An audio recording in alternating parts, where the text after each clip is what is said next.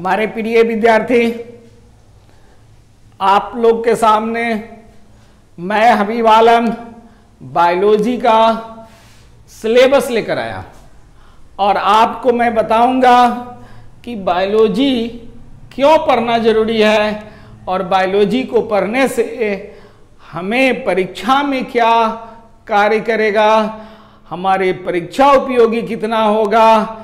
इन सभी बातों पर हम आज के क्लास में चर्चा करेंगे।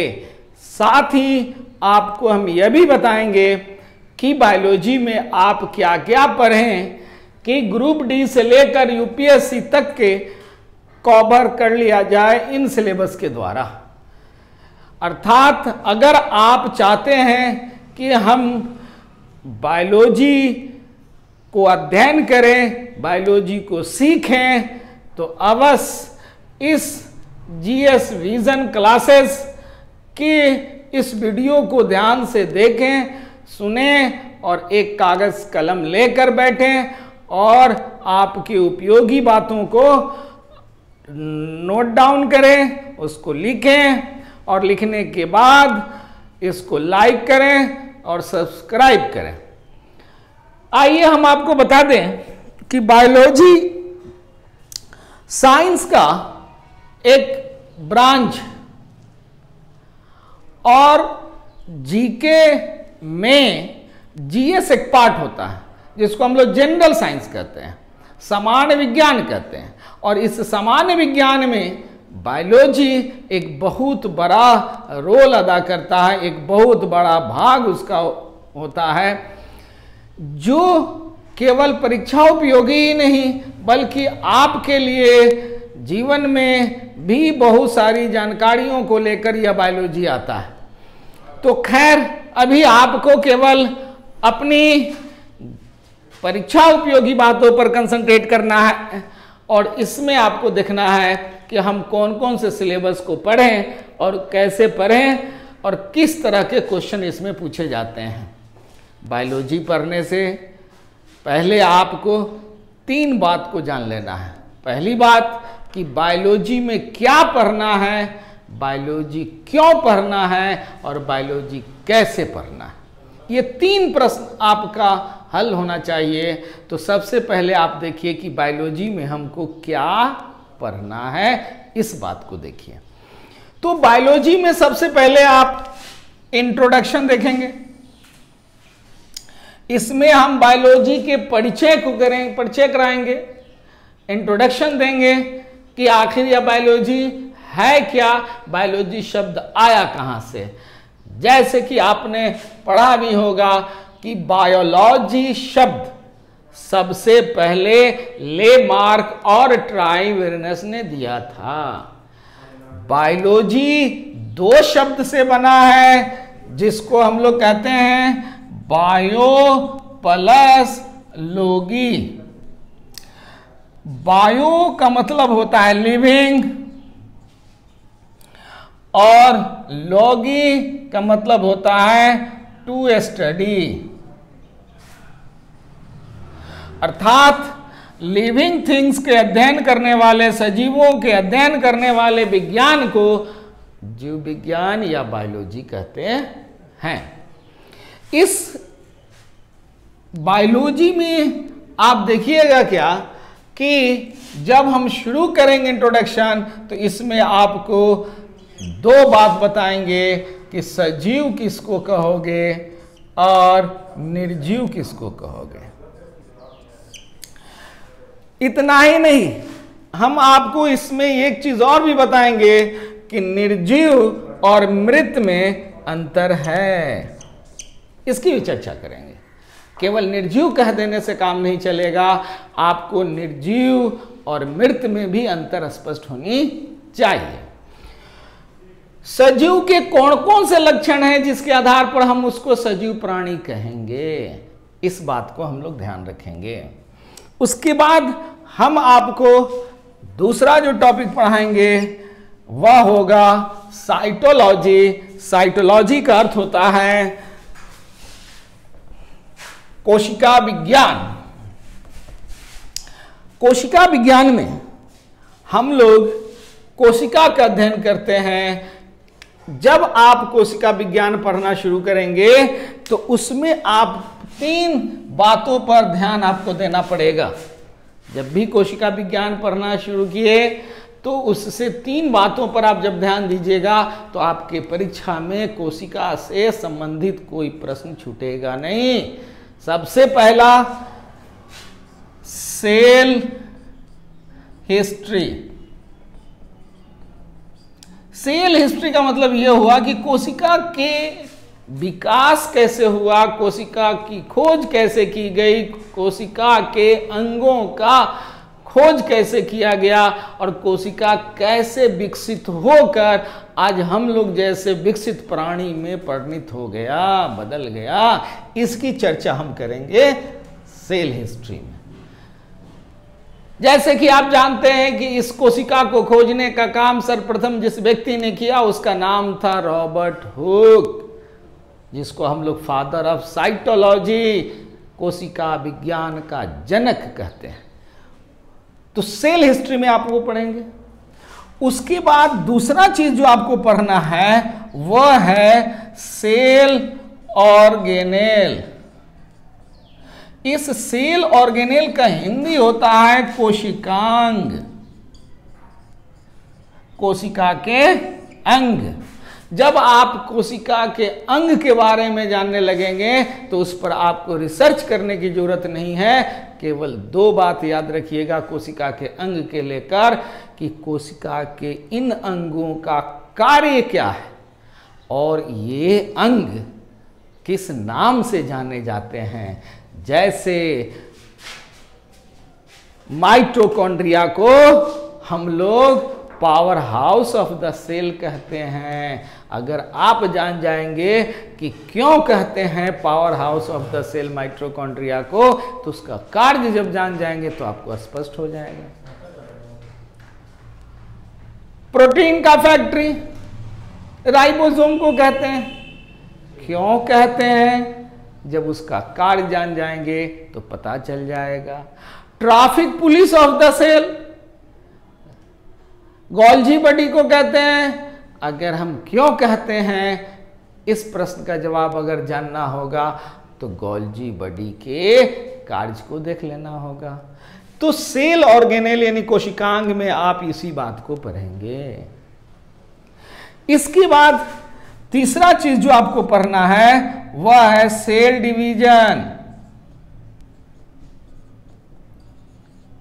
अगर सेल डिवीजन की बात हम करें तो सेल डिवीजन कहते किसको हैं, इसको खोजा किसने था, इस बात को हम जानेंगे।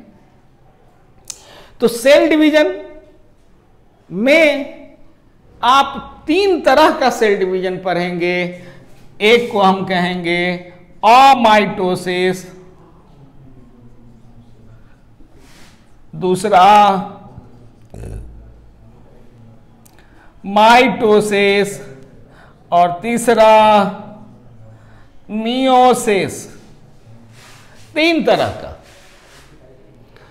इसका हिंदी हुआ असूत्री, इसका हुआ समसूत्री, इसका हिंदी हुआ अर्धसूत्री। इनके बारे में आप जानेंगे तो आपको लगेगा कि हमारा यह कोशिका से संबंधित सिलेबस चैप्टर पूर्ण हुआ। यह जब आप पढ़ लीजिएगा सेल, सेल ऑर्गेनेल और सेल डिवीजन, इसी क्रम में आपको बता देंगे टाइप्स ऑफ सेल, कोशिका के प्रकार, जो कि 2 प्रकार के होते हैं, प्रोकैरियोटिक और यूकैरियोटिक। ये दोनों टाइप को बताएंगे। इनके अंग कौन कौन से हैं इसकी चर्चा करेंगे हम इसी चैप्टर में। अब तीसरा जो हम आपको बताने जाएंगे वह कहलाएगा हिस्टोलॉजी। हिस्टोलॉजी का मतलब हो गया औतिकी। औतिकी अर्थात उत्तक विज्ञान। उत्तकों का अध्ययन जिस विज्ञान में करते हैं उसी को कहते हैं हिस्टोलॉजी। ये जब चर्चा करने लगेंगे तो आपको इसी हिस्टोलॉजी में आपको दो तरह के टिश्यू के बारे में बात करेंगे, दो तरह के ऊतक के बारे में बात करेंगे, एक प्लांट टिश्यू और दूसरा एनिमल टिश्यू।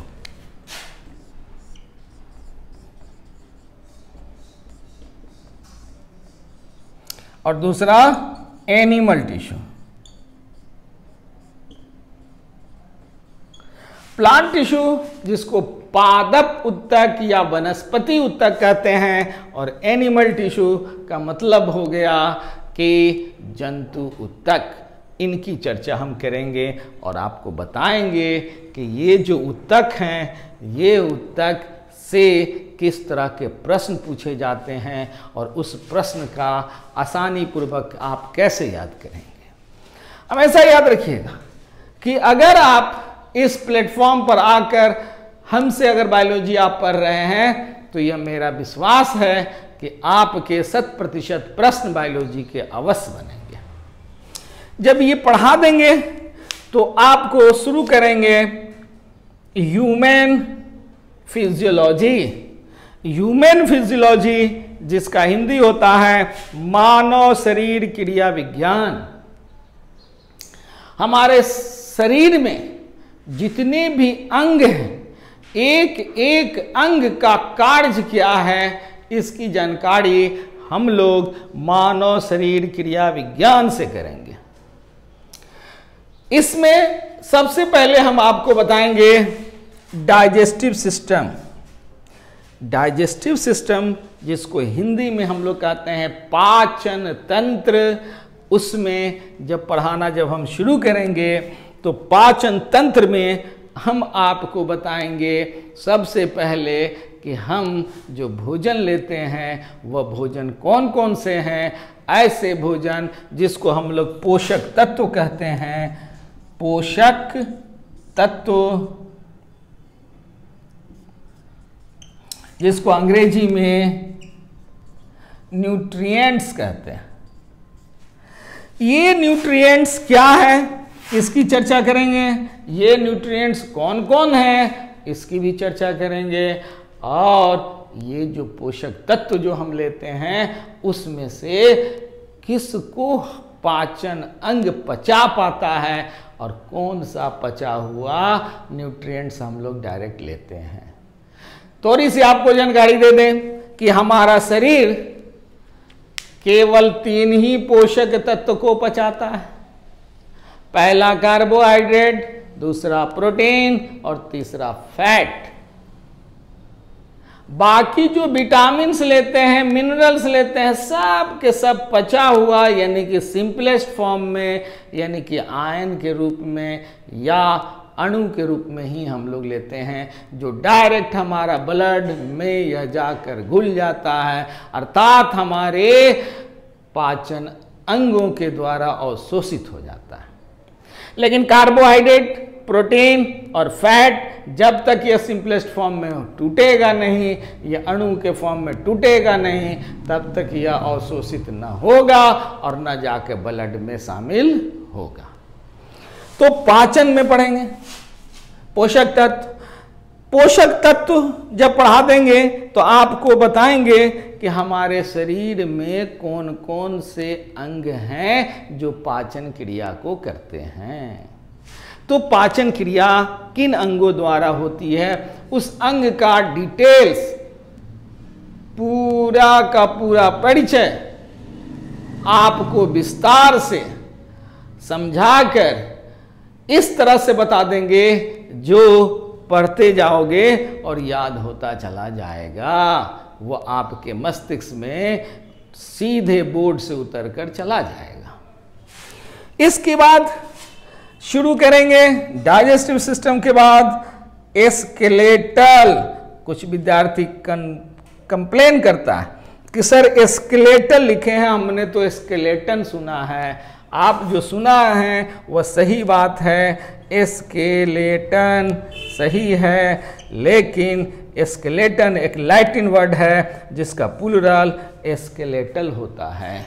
इसलिए जब आपको लिखना होगा कंकाल तो स्केलेटन लिखेंगे, लेकिन जब आपको लिखना होगा कंकाल तंत्र तो आप वहाँ पर स्केलेटल सिस्टम लिखेंगे, स्केलेटन नहीं। इस कंकाल तंत्र में आपको दो बात को बताएंगे। एक, बोन क्या है, बोन जिसको हम लोग अस्थि कहते हैं, हड्डी कहते हैं, और दूसरा बताएंगे कार्टिलेज जिसको हम उपास्थि कहते हैं, और साधारण भाषा में इसको मुलायम हड्डी कहते हैं। यही उपास्थि है जो हमारे कान का जो ये पिन्ना है, देखो मुलायम है। तो हड्डी हमारे शरीर में कितने हैं और कौन कौन से हैं, इसकी चर्चा करेंगे। उपास्थि कहाँ पर पाए जाते हैं, इनका कार्य क्या है, उसको बताएंगे। ये बोन और ये कार्टिलेज किस प्रकार के ऊतक या कोशिका से बने हैं, उनकी चर्चा हम करेंगे इसमें। इसके बाद तब बहुत ही इंपॉर्टेंट ब्लड शुरू करेंगे, और ब्लड में आपको हम बताएंगे कि ब्लड क्या है, ब्लड किस प्रकार का टिश्यू है, ब्लड का कार्य क्या है, ब्लड कितनी प्रकार के होते हैं, ब्लड का ग्रुप क्या है, कौन ब्लड माता पिता में रहेंगे तो संतान हो पाएंगे, और जो संतान होंगे उनका ब्लड ग्रुप क्या होगा, ये भी चर्चा हम इसी ब्लड में करेंगे। उसके बाद ब्लड सर्कुलेशन, जब ब्लड सर्कुलेशन की बात करेंगे तो आपको उसमें बताएंगे कि यह ब्लड हमारे शरीर में किस तरह से सर से लेकर पांव तक दौड़ता है, और इसको दौड़ाने के लिए जो पंपिंग का कार्य हमारा हृदय करता है, उस हृदय का, उस हार्ट का, उस दिल का पूरी तरह से आपको विस्तृत रूप से जानकारी देंगे। अब जब इतना काम हम कर लेंगे, ब्लड सर्कुलेटरी, यानी ब्लड सर्कुलेटरी में आप पढ़ेंगे हृदय के बारे में, कंकाल में आप पढ़ेंगे बोन यानी हड्डी और उपास्थि के बारे में, पाचन तंत्र में आप पढ़ेंगे पोषक तत्व और न्यूट्रिएंट्स के बारे में, यानी कि पाचन किसका हम करते हैं और क्यों करते हैं, इसकी चर्चा करेंगे। और इस पाचन क्रिया में कौन कौन से अंग भाग लेते हैं उसकी बात करेंगे। हिस्टोलॉजी में ऊतक के बारे में जानकारी देंगे, साइटोलॉजी में कोशिका के बारे में जानकारी देंगे, और इंट्रोडक्शन ऑफ द बायोलॉजी में आपको चर्चा करेंगे बायोलॉजी क्या है, बायोलॉजी कैसे पढ़ना चाहिए।